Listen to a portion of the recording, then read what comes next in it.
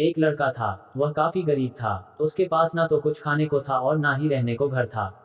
वह अपने दोस्त के घर रहा करता था। उसने एक छोटी सी कंपनी में पेंटिंग का काम करना शुरू कर दिया। धीरे धीरे उसके पास काफी पैसे भी हो गए। बाद में वह काफी धनी भी हो गया।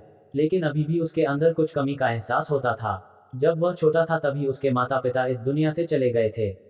उसने कभी प्रेम को नहीं जाना था। एक दिन जब वह अपने किसी काम से बाहर गया था तो उसे एक लड़की दिखी जो कि काफी अच्छी और खूबसूरत थी। उसको देखते ही इस लकड़ी को उस लड़के से प्रेम हो गया। वह काफी देर तक उस लड़के को देखती रही। कुछ देर बाद वह लड़की वहां से चली गई। कुछ दिनों तक यह लड़का उस लड़की को खोजता रहा लेकिन वह लड़की न मिली। लेकिन नियति ने उस लड़की से इस लड़की को मिला दिया। वह लड़की इस लड़के के घर काम की तलाश में आई थी। लड़के ने लड़की को तुरंत घर के काम के लिए रख लिया। जब वह लड़की इस लड़के इस मिलने आई थी तो उस समय इस लड़के ने कुछ शब्द भी साफ से नहीं बोल पा रहा था, जिससे लड़की को लगा कि यह लड़का गूंगा है। लड़का भी जान गया था कि यह लड़की हमें गूंगा समझती है। इसके साथ ही साथ यह लड़की समझ गई थी कि यहाँ लड़का इस घर का नौकर है ना कि मालिक है। अब जब भी यह लड़का उस लड़की के पास जाता तो गूंगा बन जाता है। धीरे धीरे वह लड़की इस लड़के पर काफी रहम खाने लगी। अब उसे इस लड़के के लाचारी पर प्यार होने लगा। लेकिन फिर वह लड़की एक बात से डरकर पीछे हट जाती थी।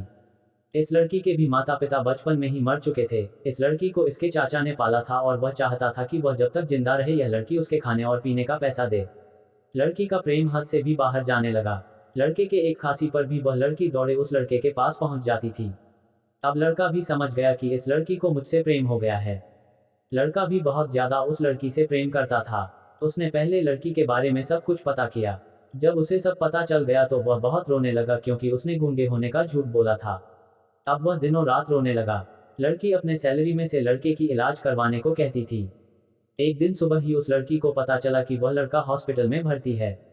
वह दौड़ते हुए जब हॉस्पिटल में पहुंची तो उसने देखा कि लड़का बेड पर बेहोश पड़ा है। उसके आसपास काफी मशीन लगी हुई थी।